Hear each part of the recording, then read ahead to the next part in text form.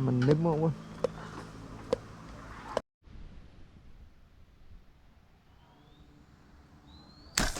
Khổ tí ra ơi.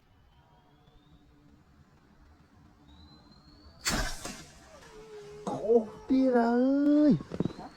Khó phải. Khổ. Cái đầu rốt lơ lưng.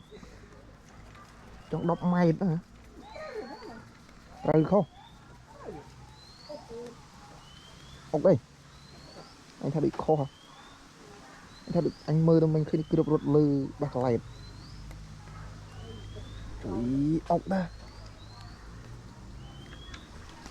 Nô, chụp cướp ra ơi. Sống sốc chế rô cả anh khơi.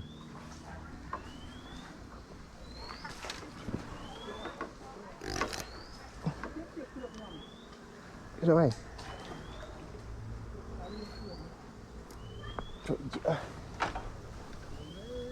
Trời đau môi ơi, primate.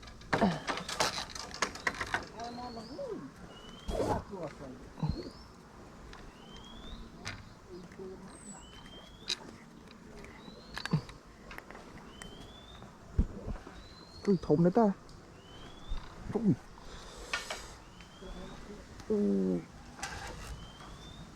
Trời, chượm, cứ được anh chượm nó này.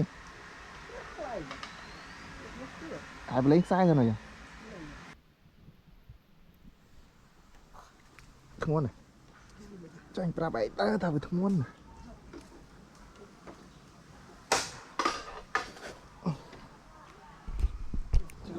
Nè, ôn, trời ơi, thật đò. Ô, thơ. Bình lê nhau luôn ơi. Êm à. Nè, êm con êm.